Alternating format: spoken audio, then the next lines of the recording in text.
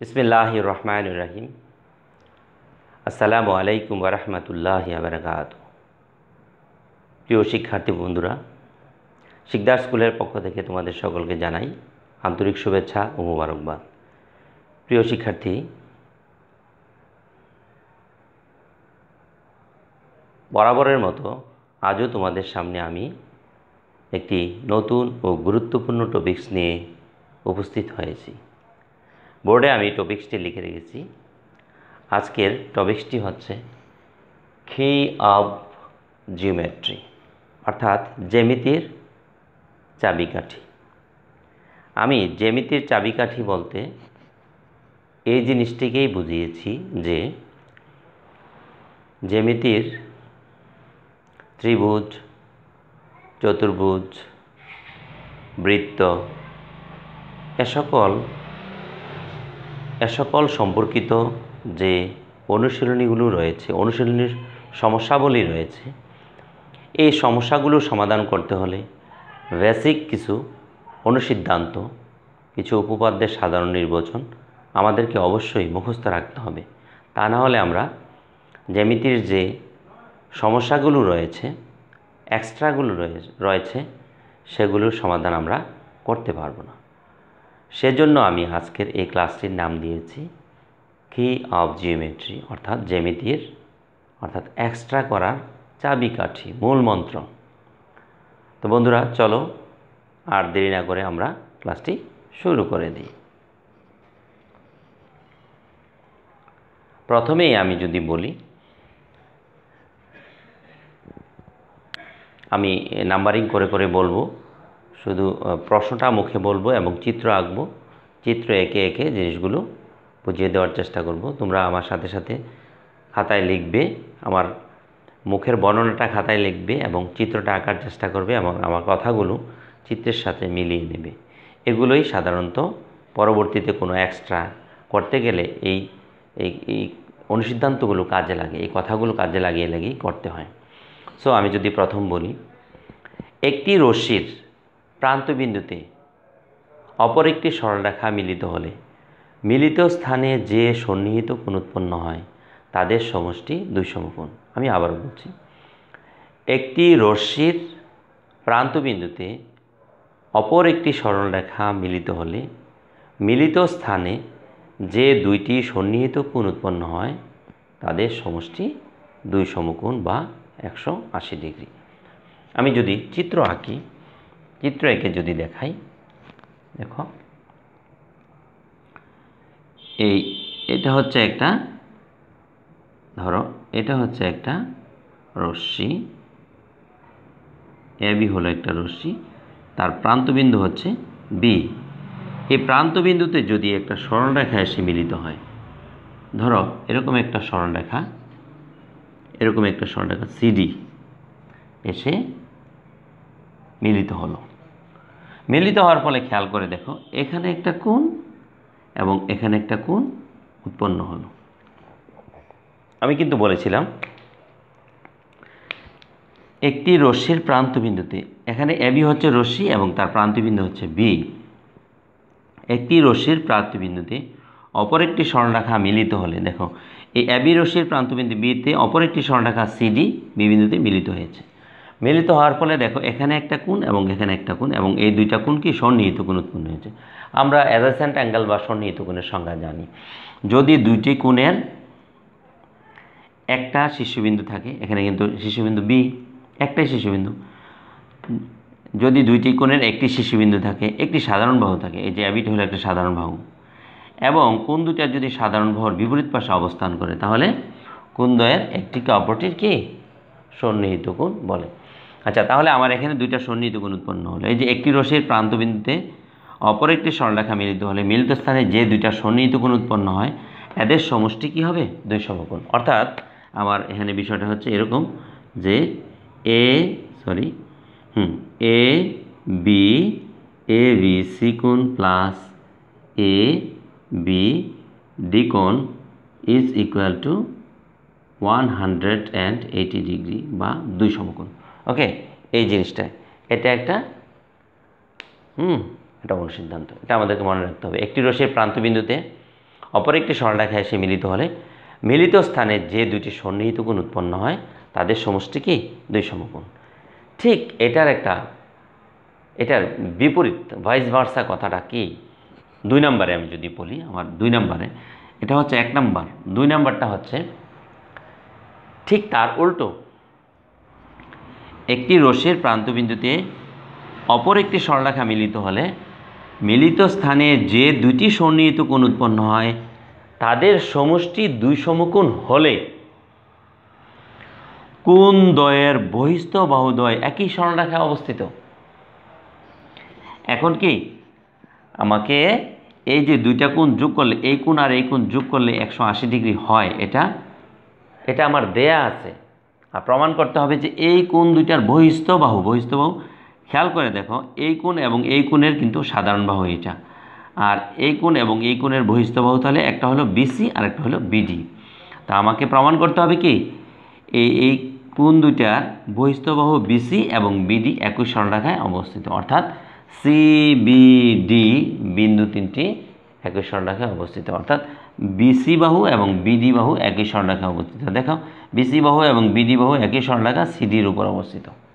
এটা হচ্ছে আমার দ্বিতীয় প্রমাণ।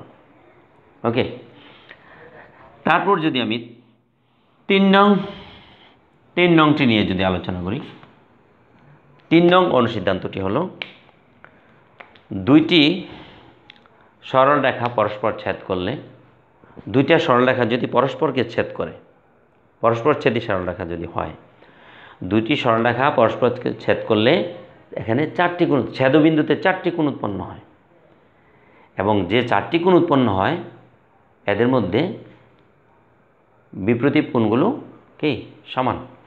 যদি আমি চিত্র আঁকি, এরকম দেখো, একটা সরলরেখা নিলাম আর আরেকটা সরলরেখা নিলাম। ওকে, এই একটা এটা যদি নাম করি আমি, এটাকে নাম দিলাম এবি, এটাকে নাম দিলাম সিডি, আর ধাক্কা খেলো, এখানে ছেদ করলো, ইন্টারসেক্ট করলো ও বিন্দুতে। খেয়াল করে দেখো, এখানে একটা কোণ, এখানে একটা কোণ, এখানে একটা কোণ এবং এখানে একটা কোণ, টোটালি 4টা কোণ উৎপন্ন হয়েছে। এখন আমি বলেছি যে দুইটি পরস্পর ছেদী সরলরেখা কোনো বিন্দুতে মিলিত হলে মিলিত স্থানে যে 4টি কোণ উৎপন্ন হয় এই 4টি কোণের মধ্যে বিপরীত কোণগুলোকে বিপ্রতীপ কোণগুলো পরস্পর সমান। তাহলে এই যে বিপ্রতীপ কোণ কোনটা, এটার বিপ্রতীপ কোণ হলো এইটা, আর এটার বিপ্রতীপ কোণ হলো এটা, অর্থাৎ এওডি কোণের বিপ্রতীপ কোণ হলো বিওসি কোণ এবং এওসি কোণের বিপ্রতীপ কোণ হলো বিওডি কোণ। বিপ্রতীপ কোণগুলো কি সমান, পরস্পর সমান, অর্থাৎ কি এ ও ডি কোণ is equal to B O C কোণ। ওকে, আবার এ ও সি কোণ is equal to B O D কোণ। ওকে, এই বিপ্রতীপ কোণগুলো সমান, এই হচ্ছে বিষয়টা। এখন একটা কথা থেকে যাই, হোয়াট ইজ অপোজিট অ্যাঙ্গেল? বিপ্রতীপ কোণ কাকে বলে? দেখেন, বিপ্রতীপ কোণের সংজ্ঞাটা হচ্ছে এরকম, কোনো কোণের, ধরেন এ ও ডি কোণ, হ্যাঁ, কোনো কোণের বাহুদ্বয়ের, তাহলে এ ও ডি কোণের 2টা বাহু আছে কিন্তু এখানে এও এবং ডিও, কোনো কোণের বাহুদ্বয়ের, এই এও ডি কোণের 2টা বাহু আছে এও আর ডিও, কোনো কোণের বাহুদ্বয়ের বিপরীত রশ্মিদ্বয়, তাহলে এই এও কোণে, এই এও রশ্মির বিপরীত রশ্মি হচ্ছে বিও, আবার ডিও রশ্মির বিপরীত রশ্মি হচ্ছে সিও। কোনো কোণের বাহুদ্বয়ের বিপরীত রশ্মিদ্বয় যে কোণ উৎপন্ন করে, তাহলে বিপরীত রশ্মি বিও এবং সিও কি কোণ উৎপন্ন করলো? বিওসি কোণ। কোনো কোণের বাহুদ্বয়ের বিপরীত রশ্মিদ্বয় যে কোণ উৎপন্ন করে তাকে ওই কোণের বিপরীত কোণ বলে। তাহলে এটাকে এটার বিপরীত কোণ বলে, বিপরীত কোণগুলো সমান, এইটাও একই ক্ষেত্রে বিপরীত কোণগুলো সমান। আশা করি বুঝতে কোনো অসুবিধা হয়নি।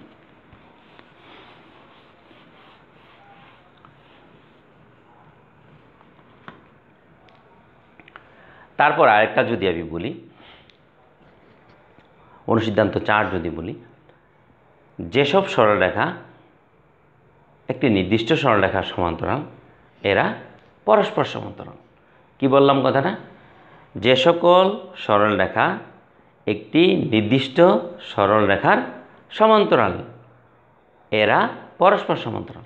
আচ্ছা, আমি যদি প্রথমে একটা এরকম একটা সরলরেখা নিই, কেমন, এবি একটা সরলরেখা নিলাম এবং এবি সরলরেখার সমান্তরাল করে আমি এখন আবার এবি সমান্তরাল আঁকবো কি সিডি। ওকে, সিডি। আবার আমি এবি সমান্তরাল করে আঁকবো আরেকটা রেখা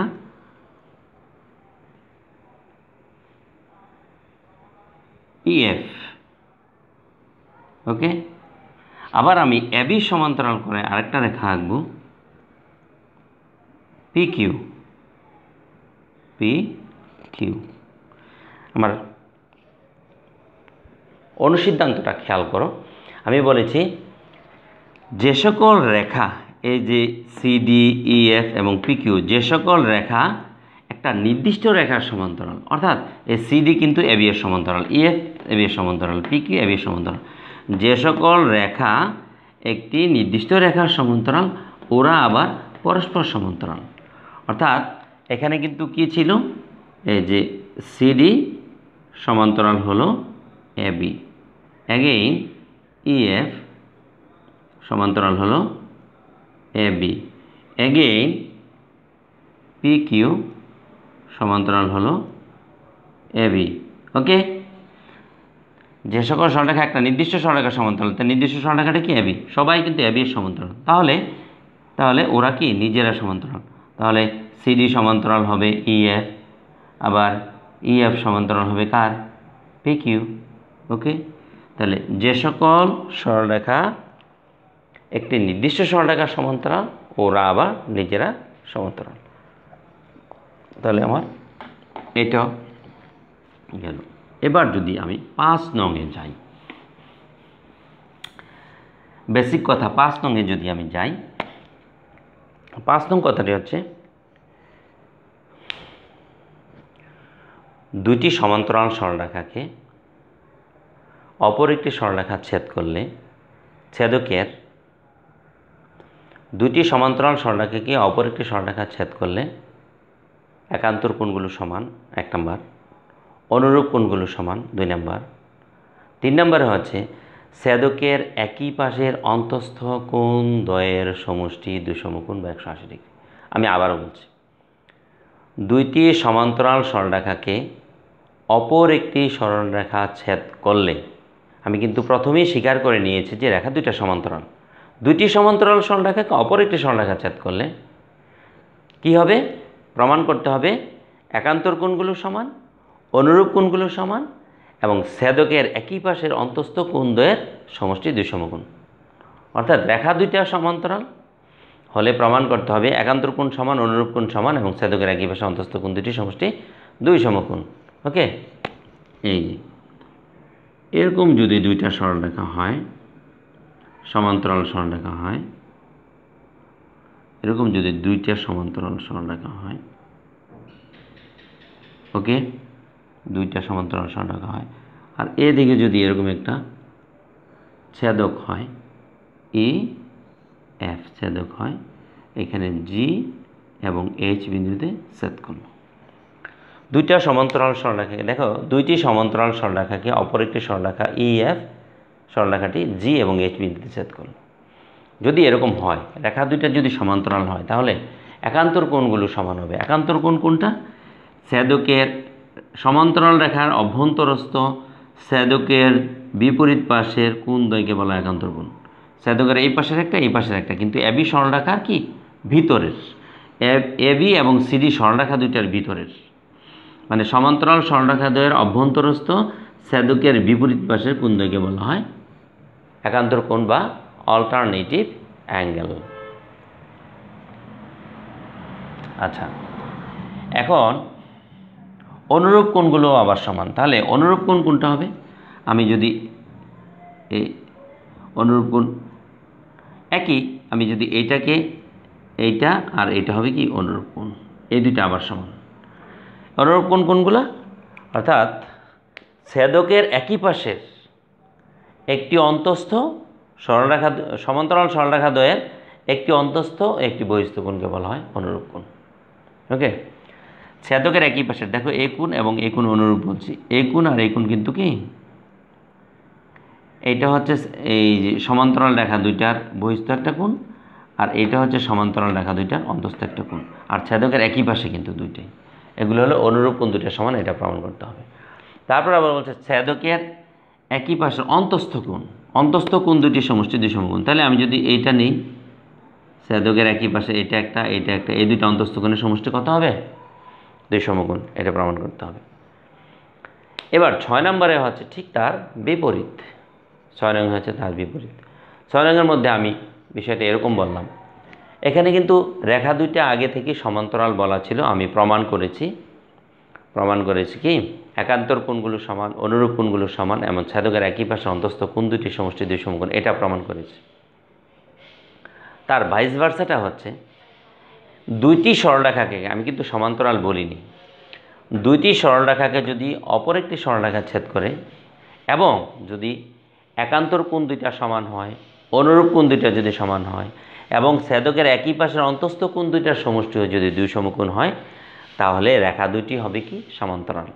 অর্থাৎ একান্তর কোণ সমান, অনুরূপ কোণ সমান, ছেদকের একই পাশের অন্তস্থ কোণ দ্বয়ের সমষ্টি দুই সমকোণ যদি হয়ে থাকে, তাহলে আমাকে প্রমাণ করতে হবে কি রেখা দুইটা সমান্তরাল। ঠিক তার উল্টোটা, আগেরটাতে ছিল কি রেখা দুইটা সমান্তরাল দেয়া ছিল, আমাকে প্রমাণ করতে বলেছিল যে একান্তর কোণগুলো সমান, অনুরূপ কোণগুলো সমান, এবং ছেদকের একই পাশের অন্তস্থ কোণ দুটি সমষ্টি দুই সমকোণ, এটা আমাকে প্রমাণ করতে বলেছিল।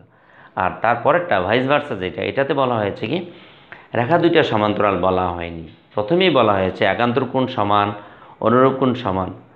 দুইটা সরলরেখার ভিতরের দুইটা সরলরেখাকে অপর একটা সরলরেখা ছেদ করলে একান্তর কোণ যদি সমান হয়, অনুরূপ কোণ যদি সমান হয়, এবং ছেদকের একই পাশের অন্তস্থ কোণ দুইটার সমষ্টি যদি দুই সমকোণ হয়, তাহলে আমাকে প্রমাণ করতে হবে ওই যে রেখা দুইটা দেওয়া ছিল, এই রেখা দুইটা কি সমান্তরাল। আশা করি বুঝতে পেরেছ।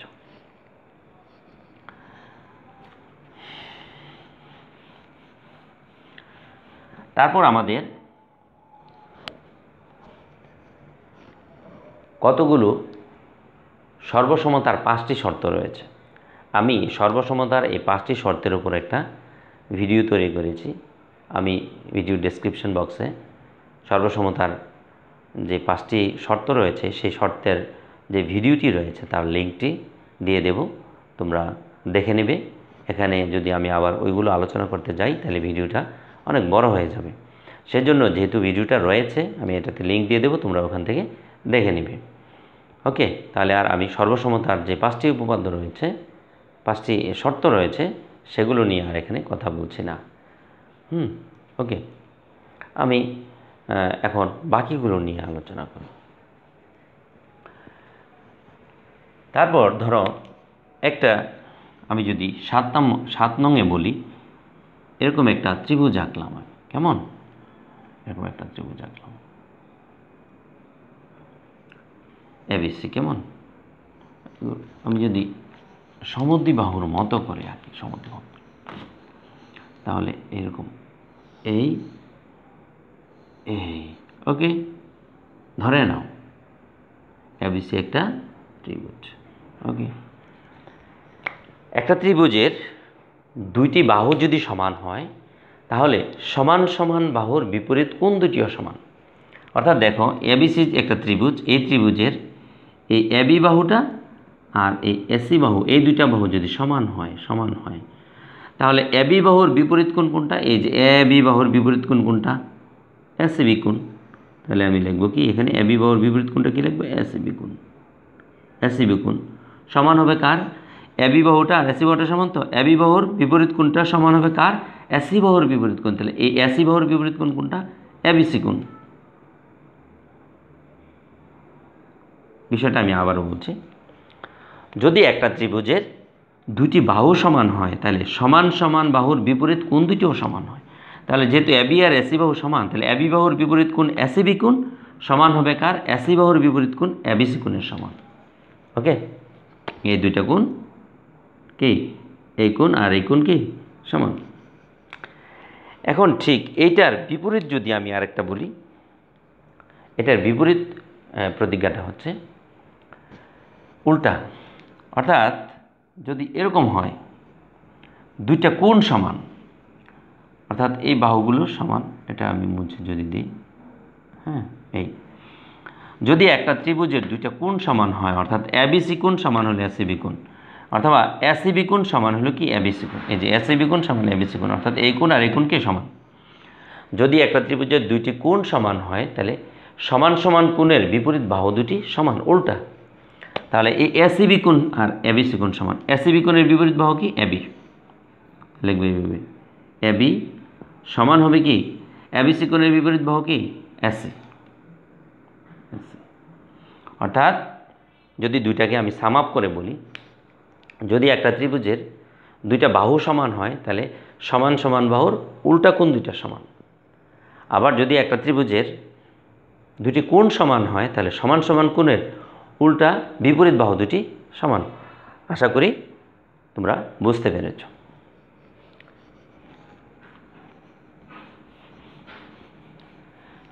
তারপরে আমি যদি বলি, যদি একটা ত্রিভুজের একটি বাহু অপর একটি বাহু অপেক্ষা বৃহত্তর হয় তাহলে বৃহত্তর বাহুর বিপরীত কোণ ক্ষুদ্রতর বাহুর বিপরীত কোণ অপেক্ষা বৃহত্তর। ক্লিয়ার? আচ্ছা, আমি যদি এই একটা বাহু একটু বড় করে আঁকি,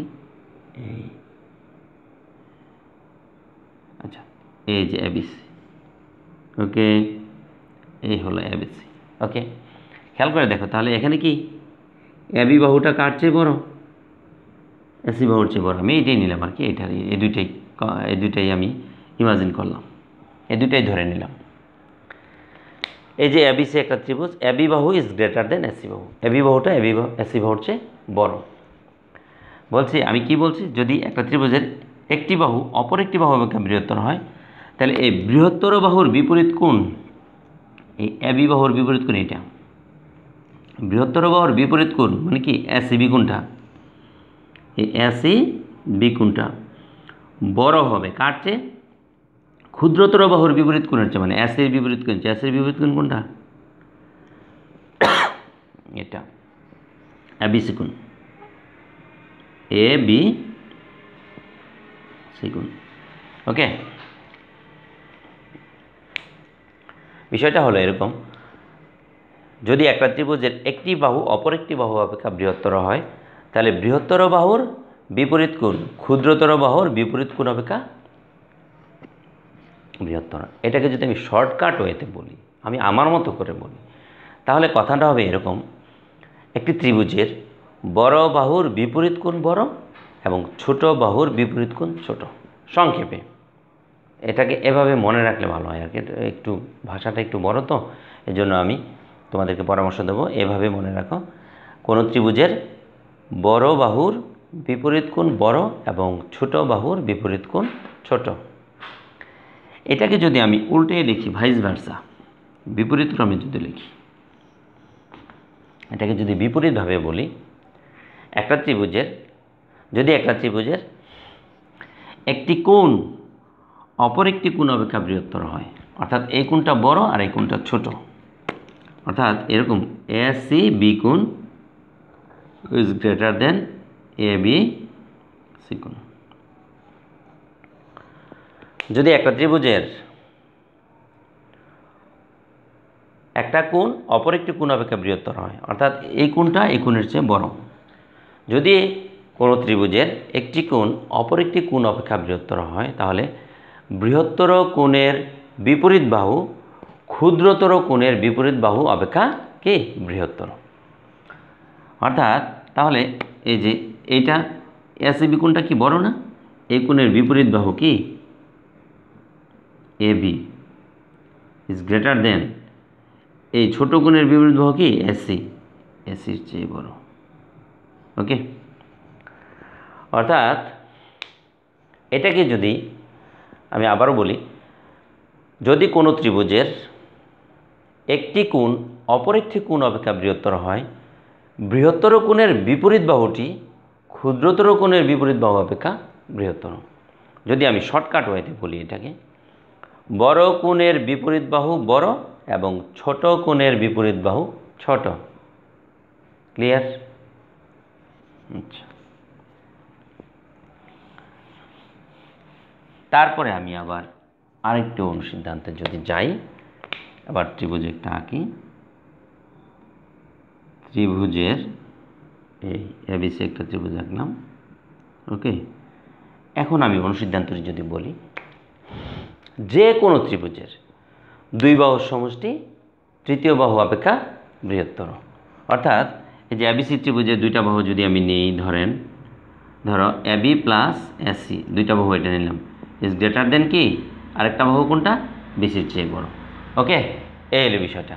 আবার যদি আমি এইভাবে না লিখি, এইভাবে লিখি এবি প্লাস, আমি যদি এবার এদিকে বিসি নেই, তাহলে এই দুই বাহুর সমষ্টি বৃহত্তর হবে কার চেয়ে? এসির চেয়ে।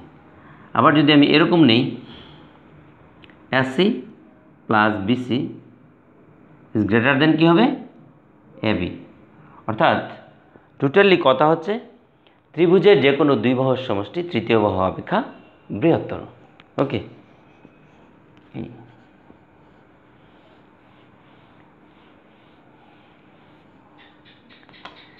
এবার আমি যদি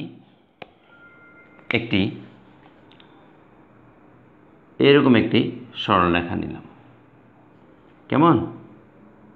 ধরো এবি একটি সরলরেখা নিলাম এবং তার বহিস্থ একটি বিন্দু নিলাম, ধরো যে কোনো একটা বিন্দু নিলাম পি। এখন আমি অনুসিদ্ধান্তটি যদি বলি, একটি সরলরেখার বহিস্থ কোনো বিন্দু থেকে উক্ত সরলরেখার উপর যত রেখাংশ টানা যায় তন্মধ্যে সবচাইতে ছোট বা ক্ষুদ্রতম হবে কোনটি? লম্ব রেখাংশটি হবে সবচাইতে ছোট বা ক্ষুদ্রতম।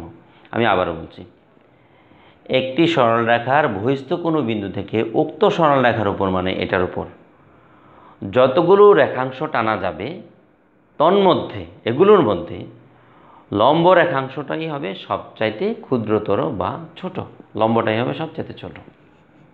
আচ্ছা, আমি যদি এখানে আগে প্রথমেই যদি লম্ব এঁকে নেই, ধরো এটা লম্ব, হ্যাঁ, পিএম লম্ব।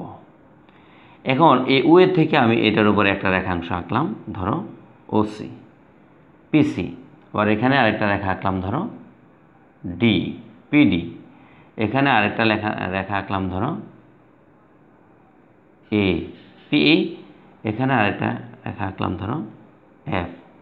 এভাবে আমি যত রেখাংশই টানি না কেন, একটি সরলরেখার বহিস্থ কোনো বিন্দু থেকে উক্ত সরলরেখার পর যতগুলো আমি রেখাংশ টানবো তার মধ্যে দেখো এই পিএম যে লম্ব আছে, এই পিএম এই লম্ব রেখাটাই হবে সবচাইতে দৈর্ঘ্যের মধ্যে, সবগুলো রেখাংশের দৈর্ঘ্যের মধ্যে ক্ষুদ্রতম রেখাংশ হবে পিএম। এটা হইল আমার কথা।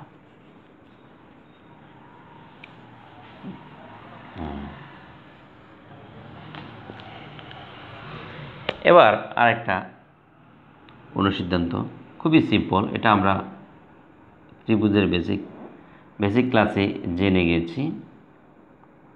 এবিসি যদি একটা ত্রিভুজ হয়, আমরা জানি একটা ত্রিভুজের তিনটা কোণ থাকে, তাই না? তিনটি কোণ থাকে। এই তিনটি কোণের যোগফল কত? 2 সমকোণ বা 180 ডিগ্রি। এটা যে কোনো ধরনের ত্রিভুজই হোক না কেন, হোক সমবাহু, হোক সমদ্বিবাহু অথবা বিষমবাহু, সমকোণী,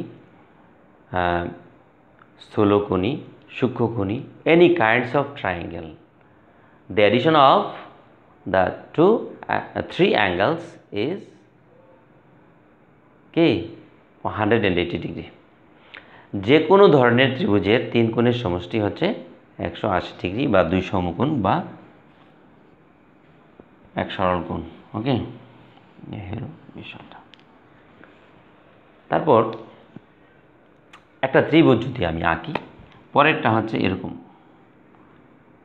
আমি যদি একটা ত্রিভুজ আঁকি এবং তার একটা বাহুকে যদি এভাবে বর্ধিত করি বা বাড়িয়ে দিই, এই যে দেখো এবিসি একটা ত্রিভুজ এবং তার বিসি বাহুকে আমি ডি পর্যন্ত যদি বাড়িয়ে দিই, তাহলে আমার এখানে কিন্তু একটা বহিস্থ কোণ উৎপন্ন হবে। ওকে, খেয়াল করে দেখো। আচ্ছা, এই এবিসি ত্রিভুজের অন্তস্থ কোণ কিন্তু তিনটা, একটা দুইটা, এই তিনটা কিন্তু এবিসি ত্রিভুজের কি কোণ? অন্তস্থ কোণ। ওকে, আর যে কোনো একটা বাহুকে বাড়িয়ে দিলে এই পাশে একটা বহিস্থ কোণ উৎপন্ন হবে। এটাকে যদি এদিকে বাড়িয়ে দিই তাহলে এখানে একটা বহিস্থ কোণ উৎপন্ন হবে, এদিকে বাড়িয়ে দিলে এখানে বহিস্থ কোণ উৎপন্ন হবে, যদি এদিকে বাড়িয়ে দিই তাহলে এখানে একটা বহিস্থ কোণ উৎপন্ন হবে। ওকে, অনুসিদ্ধান্তটা হচ্ছে ত্রিভুজের একটি বাহুকে বর্ধিত করলে যে বহিস্থ কোণ উৎপন্ন হয় তা বিপরীত অন্তস্থ কোণদ্বয়ের সমষ্টির সমান। এখন অন্তস্থ কোণ খেয়াল করে দেখো, এইটা অন্তস্থ কোণ, এইটা অন্তস্থ কোণ, এইটা অন্তস্থ কোণ, বাট এই কোণের জন্য এই দুইটা হচ্ছে বিপরীত অন্তস্থ কোণ, আর এই কোণের জন্য এটি হলো সন্নিহিত অন্তস্থ কোণ, মানে একটা আরেকটার সাথে কি লাগানো। সন্নিহিত মানে কি লাগানো। তাহলে এই কোণের জন্য এই কোণটা হচ্ছে সন্নিহিত অন্তস্থ কোণ, আর এই কোণের জন্য এই দুইটা কোণ হচ্ছে বিপরীত অন্তস্থ কোণ। আমার অনুসিদ্ধান্তে বলা হয়েছে যে এই বহিস্থ কোণটা বিপরীত দুইটি অন্তস্থ কোণের সমষ্টির কি সমান। দ্যাট মিনস এই এসিডি কোণ, ওকে, এসিডি কোণ ইজ ইকুয়াল টু বিএসি কোণ প্লাস এবিসি কোণ, অর্থাৎ এই বহিস্থ কোণটি বিপরীত দুটি অন্তস্থ কোণের সমষ্টির সমান। ওকে, সেম থিং, একই জিনিস থেকে আরও একটা জিনিস প্রমাণ করা যায়, সেটা হচ্ছে একই জিনিস ত্রিভুজের একটি বাহুকে বর্ধিত করলে যে বহিস্থ কোণ উৎপন্ন হয় তা বিপরীত অন্তস্থ কোণ দুটির প্রত্যেকটি অপেক্ষা বৃহত্তর। অর্থাৎ এই কোণটা এটার চেয়েও বড়, আবার এই কোণটা এটার চেয়েও বড়। স্বাভাবিক, একটু আগে আমরা বলছি কি এই কোণটা হলো এই দুইটা কোণের সমষ্টির সমান। সুতরাং যেহেতু এই কোণটা এই দুইটার সমষ্টির সমান, যোগ করলে এই দুইটা যোগ করলে এটা সমান হয়, তাহলে অবশ্যই কি এটা এটার চেয়েও বড়, আলাদা করে এটার চেয়েও বড়। অর্থাৎ এই হলো বিষয়টা, এই এ সি ডি কোণ ইজ গ্রেটার দেন কি বি এ সি কোণ, and again A C D কোণ ইজ গ্রেটার দেন কি এ বি সি কোণ। ওকে, এই হলো বিষয়টা, বুঝতে পেরেছি।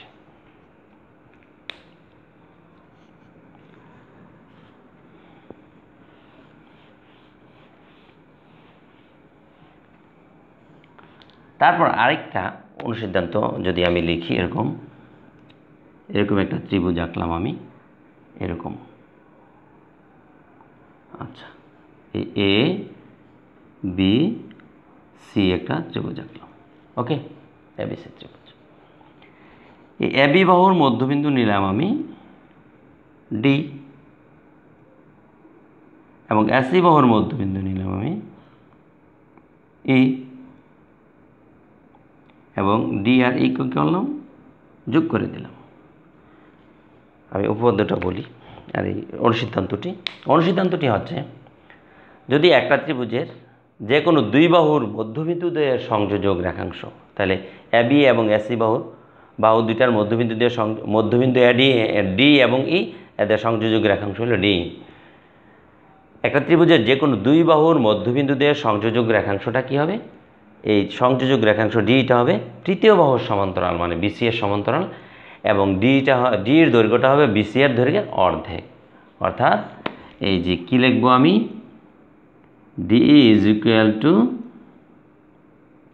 ডিই সমান্তরাল বিসি, হ্যাঁ, প্রথম ডিই সমান্তরাল বিসি, এবং ডিই ইজ ইকুয়াল টু কি হবে হাফ অফ কি বিসি। ওকে, এই দুইটা জিনিস। তাহলে কি শিখলাম আমরা? একটা ত্রিভুজের যে কোনো দুই বাহুর মধ্যবিন্দুদের সংযোজক রেখাংশ তৃতীয় বাহুর সমান্তরাল এবং দৈর্ঘ্যে তার অর্ধেক। ক্লিয়ার?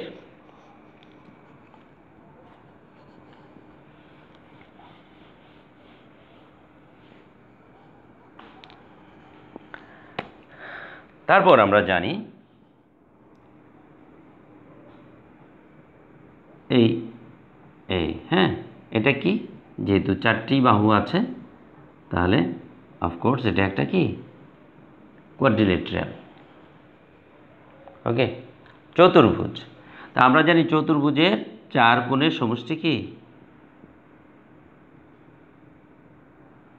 চতুর্ভুজের কয়টি 4টি অন্তস্থ কোণ থাকে। একটা চতুর্ভুজের 4টি অন্তস্থ কোণের সমষ্টি হচ্ছে 4 সমকোণ বা 360 ডিগ্রি। ওকে, আবার কোনো একটা চতুর্ভুজের যদি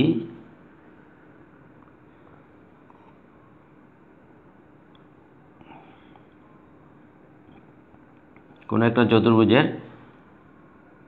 একটা চতুর্ভুজের দুইটা বিপরীত বাহু এ বি সি ডি, এরকম একটা চতুর্ভুজ আঁকলাম আমি।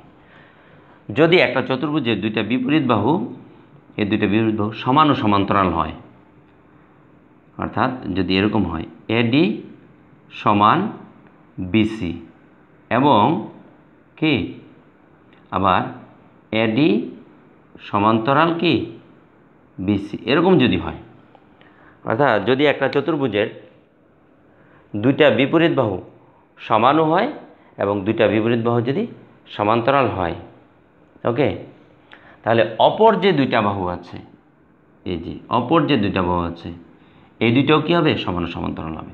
যদি একটা চতুর্ভুজের দুইটি বিপরীত বাহু সমান ও সমান্তরাল হয়, তাহলে অপর দুইটি বিপরীত বাহু সমান ও সমান্তরাল।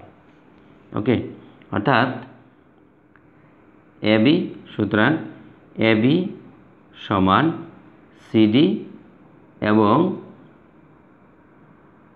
এবি সমান্তরাল কি সিডি। ক্লিয়ার? এ হচ্ছে আমার আরেকটা অবদ্ধ।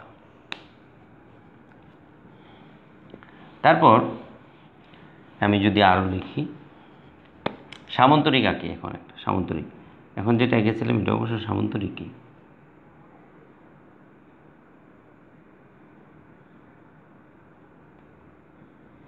এবিসিডি একটা সামান্তরিক। এই সামান্তরিকের বিপরীত বাহু ও কোণগুলো সমান, আবার বিপরীত বাহুগুলো সমান্তরাল। এই বিপরীত